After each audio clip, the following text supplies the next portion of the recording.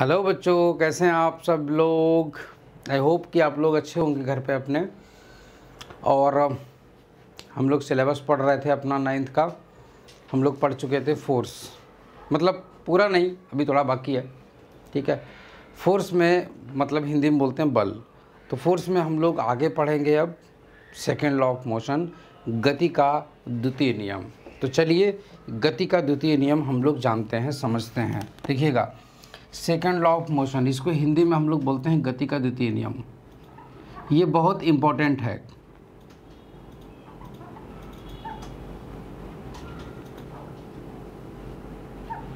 इसको बोलते हैं गति का द्वितीय नियम।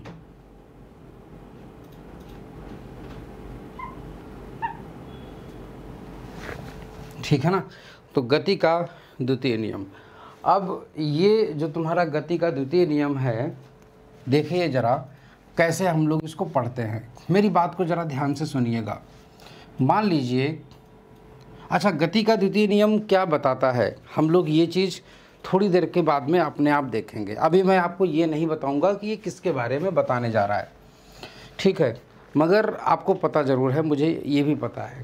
तो देखिएगा, मान लीजिए फॉर एग्ज़ाम्पल ये तुम्हारी एक सड़क है। मान लीजिए ये तुम्हारी एक सड़क है, इस तरीके से ऐसे करके, ऐसे करके ये तुम्हारी एक सड़क है, और यहाँ पर ऐसे करके एक कार है, ऐसे करके एक कार है, और ये तुम्हारी कार इस तरीके से है, ऐसे करके, ऐसे करके, ठीक।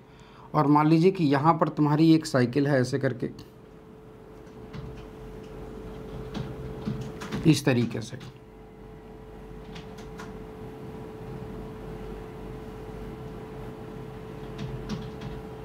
ये ऐसे करके, ठीक।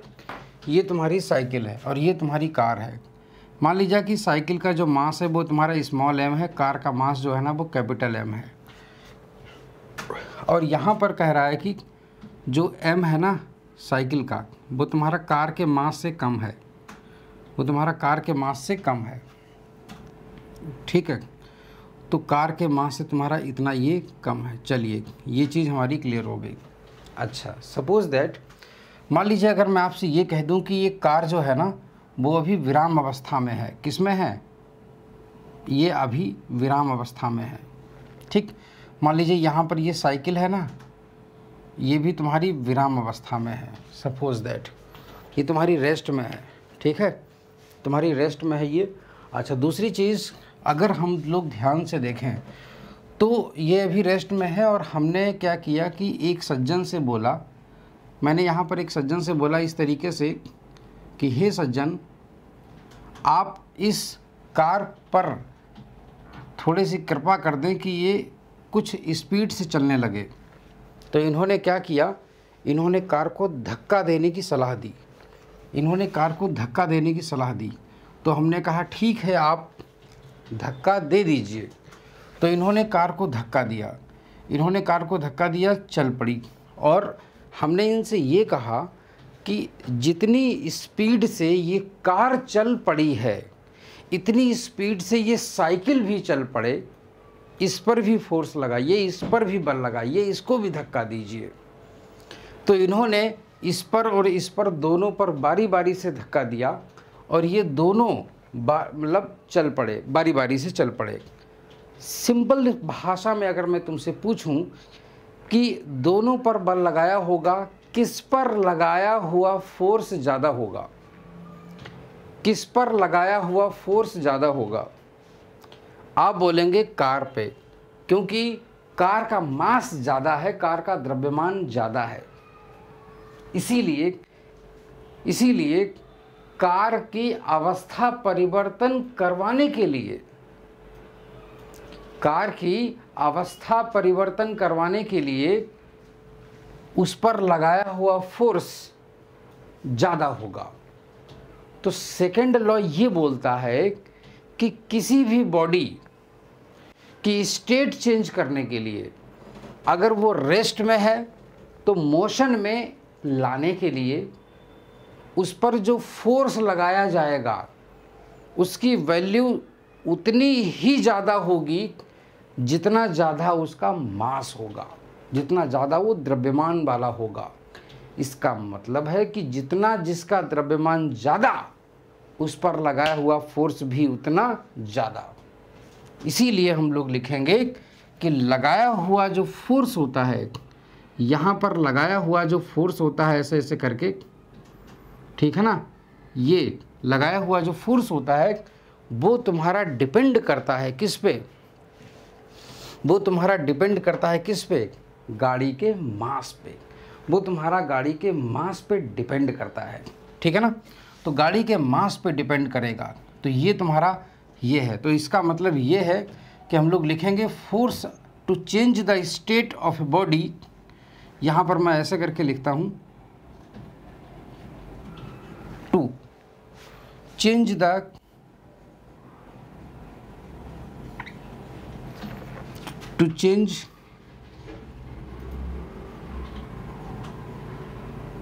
state of a body, force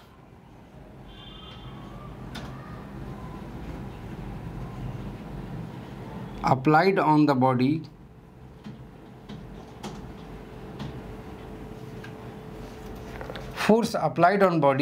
is directly proportional to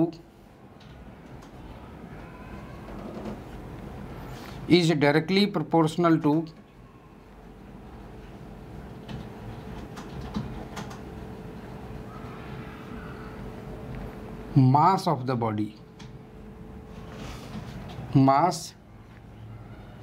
body, ठीक। किसी वस्तु की अवस्था परिवर्तन करवाने के लिए उस पर लगाया हुआ बल उसके द्रव्यमान के समानुपाती होता है। तो यहाँ से हम लोग लिखेंगे F प्रोपोर्शनल टू M, पहली इक्वेशन तुम्हारी यहाँ पर ये बन जाती है। दूसरी चीज़, मान लीजिए कि साइकिल वाले को भी धक्का दिया था, साइकिल वाला भी चल पड़ा। साइकिल वाले की मान लीजिए कि धक्का देने के बाद में जो स्पीड थी, साइकिल वाले की जो स्पीड थी धक्का मिलने के बाद में, मान लीजिए थी 3 मीटर प्रति सेकंड या 5 मीटर, मान लीजिए 5 मीटर प्रति सेकंड थी।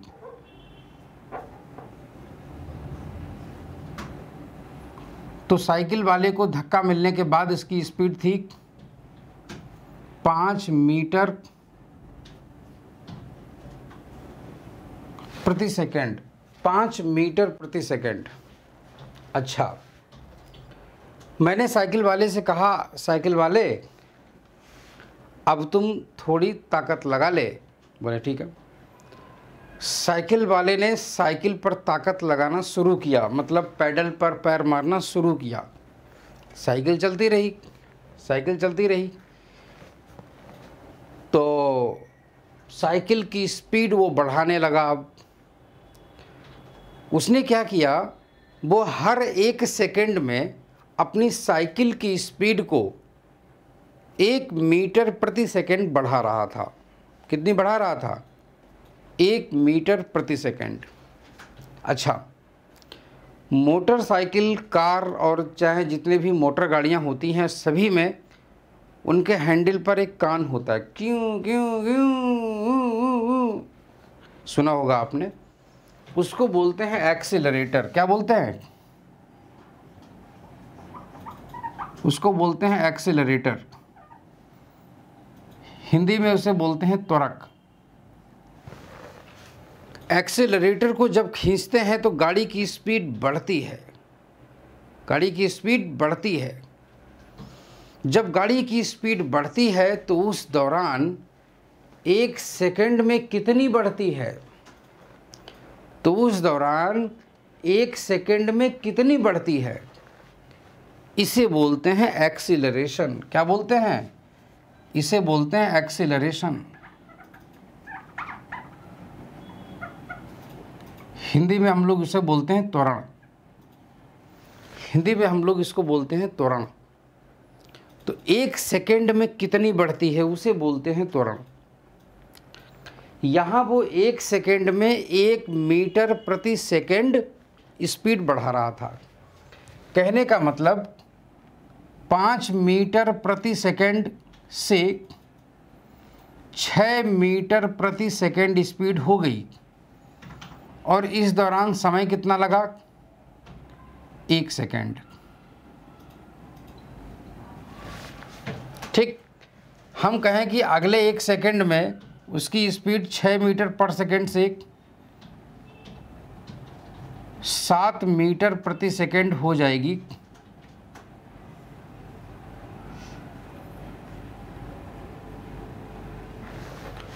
एक सेकेंड में। ठीक, हमने उससे बोला कि तुम्हारी स्पीड 1 सेकेंड में 1 मीटर प्रति सेकेंड बढ़ रही है। तो अगर हम लोग ऑब्जर्व करें, यहाँ पर एक्सेलरेशन कितना होगा? एक्सेलरेशन ए बराबर यहाँ पर होगा 1 मीटर प्रति सेकेंड स्क्वायर। यहाँ पर भी एक्सेलरेशन कितना होगा? ए इक्वल टू 1 मीटर प्रति सेकेंड स्क्वायर। ठीक है। दूसरी चीज़, मैंने साइकिल वाले से बोला, साइकिल वाले अपनी स्पीड को और बढ़ा ले, साइकिल वाले अपनी स्पीड को और बढ़ा ले। तो बोला ठीक है सर, बढ़ा लेते हैं। तो वो बोला कि सर अगले हर सेकंड में मेरी साइकिल की स्पीड 2 मीटर प्रति सेकंड बढ़ जाएगी। तो हमने कहा अच्छा। बोले हाँ, अगले ही सेकंड में 7 मीटर प्रति सेकंड से डायरेक्टली 9 मीटर प्रति सेकंड हो गई स्पीड, और इस दौरान समय कितना लगा? 1 सेकंड का। तो अगले सेकंड में इसकी स्पीड हो गई 7 से 9, मतलब 1 सेकंड में कितने की बढ़ोतरी? 2 की। तो इसका एक्सीलरेशन कितना हो गया? तो इसका एक्सीलरेशन इस दौरान कितना हो जाएगा? 2 मीटर पर सेकंड स्क्वायर। 2 मीटर पर सेकंड स्क्वायर। तो यहाँ पर 2 मीटर पर सेकंड स्क्वायर। कहने का मतलब, अगर मैं तुमसे एक चीज़ पूछूं, साइकिल वाला जब अपनी साइकिल को 1 सेकंड में 1 मीटर पर सेकंड बढ़ा रहा था, कितने की बढ़ोतरी हो रही है? 1 मीटर पर सेकंड की। तो मान लो कि वो 10 न्यूटन का फोर्स लगा रहा था साइकिल पर। अब मान लो वो 1 सेकंड में 2 मीटर प्रति सेकंड की बढ़ोतरी कर रहा है, तो वो 10 न्यूटन से ज़्यादा ताकत लगाएगा या उससे कम? तो आप जवाब दोगे कि सर उससे ज़्यादा फोर्स लगाएगा, उससे ज़्यादा फोर्स लगाएगा, है कि नहीं? तो उससे ज़्यादा फोर्स लगाएगा। इसका मतलब है कि जब एक्सेलरेशन बढ़ गया तो उसके द्वारा लगाया जाने वाला फोर्स भी बढ़ गया। मतलब फोर्स की वैल्यू बढ़ानी पड़ गई।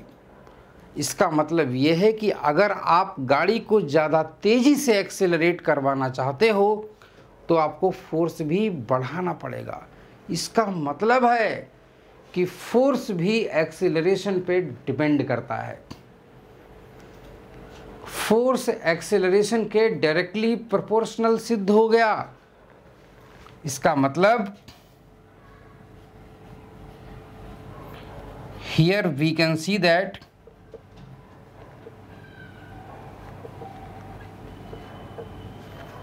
force applied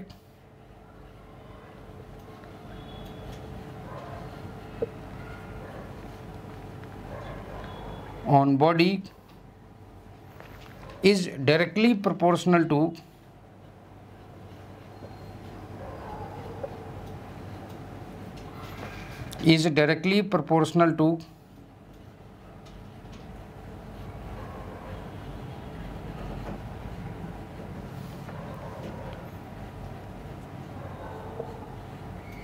acceleration, is directly proportional to acceleration। इसका मतलब ये है कि F proportional to A, ये ठीक है ना। तो पहली इक्वेशन तुम्हारी ये बन गई F प्रोपोर्शनल टू M, और दूसरी इक्वेशन बन गई F प्रोपोर्शनल टू A। ठीक, तो यहाँ पर हम लोग लिखेंगे फ्रॉम इक्वेशन, मतलब समीकरण 1 और 2 से,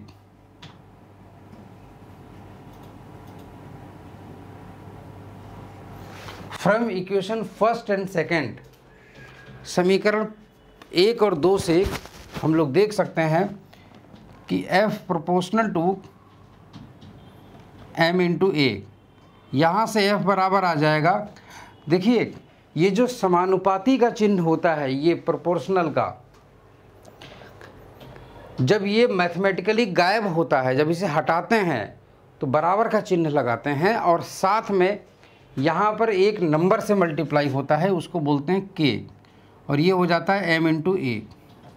ठीक है, ये जो होता है इसको बोलते हैं एक कांस्टेंट नंबर होता है। ये कांस्टेंट का मतलब नियतांक।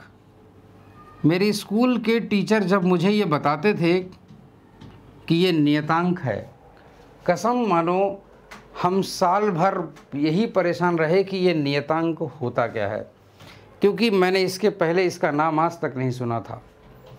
तो नियतांक नियतांक नियतांक नियतांक, ये सुन सुन के मैं बोर हो गया था। ये आता कहाँ से है, इसकी वैल्यू कभी 1 कभी 2 कैसे हो जाती है। तो ये चीज़ देखिएगा, यहाँ पर K की वैल्यू 1 आती है, और जब वो हमारे टीचर हमसे बोलते थे कि इसकी यहाँ पर वैल्यू 1 आती है, हम रट लेते थे। मेरे स्कूल के टीचर हमसे यही चीज़ बोल देते थे कि इसकी वैल्यू 1 आती है, और 1 रख देते थे, F बराबर M हो जाता था, और हम शांत हो जाते थे, मेरे क्लास के बच्चे भी शांत हो जाते थे। मगर मेरा दिमाग नहीं मानता था, मेरी आत्मा नहीं मानती थी, मेरा दिल नहीं मानता था कि ऐसे कैसे कह दिया सर आपने ये।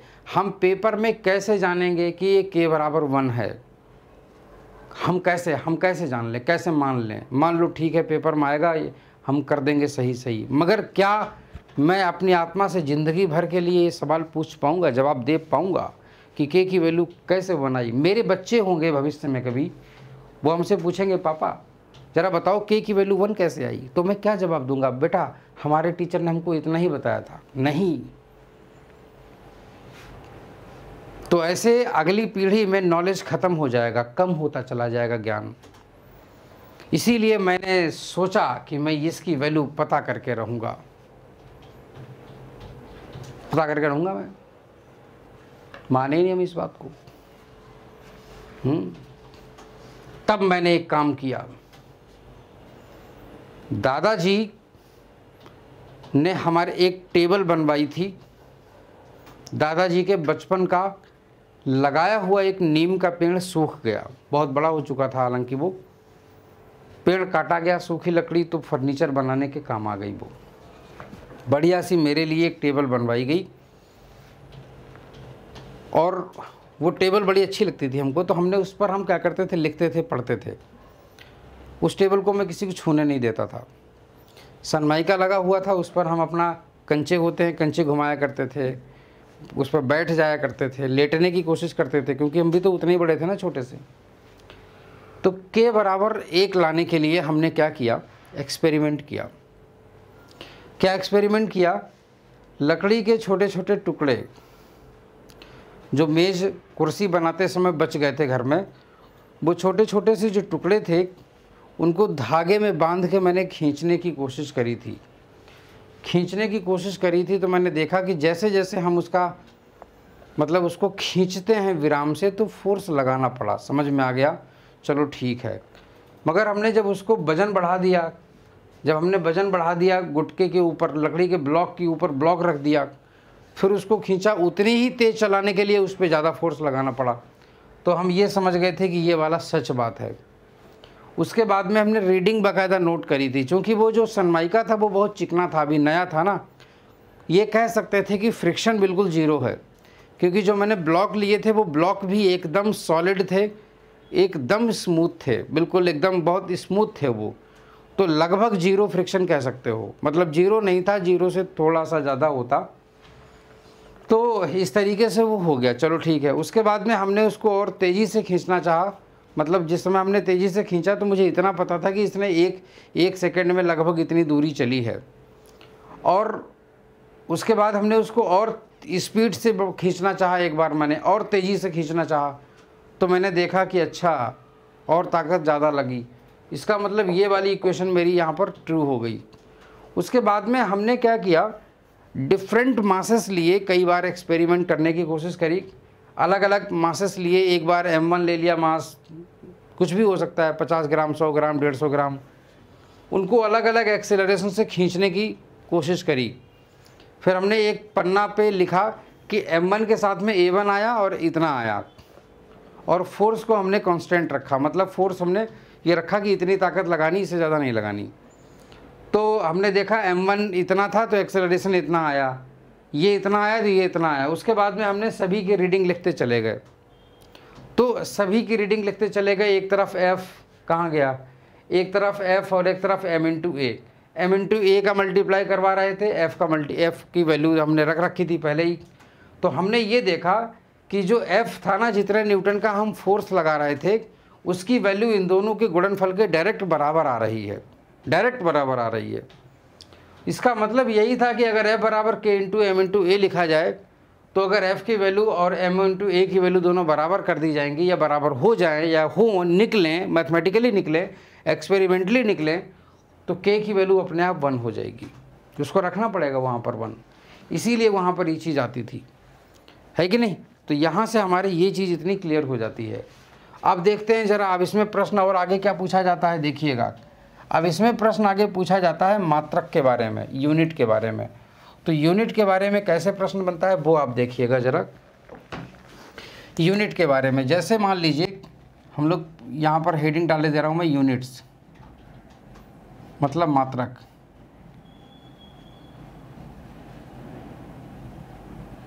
ठीक, मात्रक। तो ये हो गया तुम्हारा मात्रक F बराबर m इंटू ए। इसकी जो यूनिट है वो है तुम्हारी किलोग्राम। ठीक, इसकी जो यूनिट है तुम्हारी वो है तुम्हारी मीटर प्रति second square. Kilogram into metre प्रति second square, kilogram into metre प्रति सेकंड स्क्वायर, इसको हम लोग बोलते हैं न्यूटन। ठीक, किलोग्राम को बोलते हैं 1000 ग्राम, और मीटर को बोलते हैं 100 सेंटीमीटर।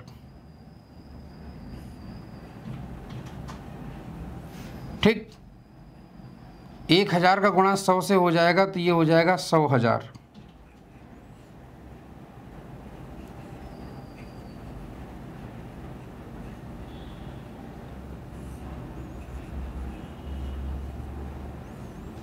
ठीक, और ये तुम्हारा हो जाएगा 10 टू दी पावर 5, और ये इसको हम लोग लिखते हैं डाइन,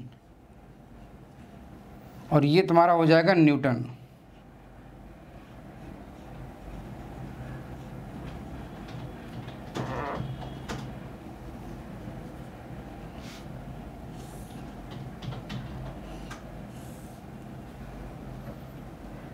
ये तुम्हारा हो जाएगा न्यूटन। ठीक है ना। तो इस तरीके से ये ऐसे करके ये आ जाता है। अब आप कहेंगे ये डाइन क्या है, डाइन ऐसे लिखा जाता है, डाइन, डाइन। ठीक, और ये तुम्हारा हो जाता है 1,10,5। कभी कोई भी अगर रिलेशन पूछे तो जवाब दे देना, ठीक है ना। न्यूटन मात्रक है और डाइन भी मात्रक है, ठीक है, मगर ये बड़ा मात्रक है, ये छोटा मात्रक है। ठीक वैसे ही जैसे 1 रुपया बराबर 10⁻2 पैसा होता है, ठीक है ना। तो आई होप सो कि आप लोगों को ये चीज़ समझ में आ गई होगी, है कि नहीं। तो चलिए, उम्मीद करता हूँ कि ये लेक्चर आप लोगों को समझ में आया होगा। Thank you.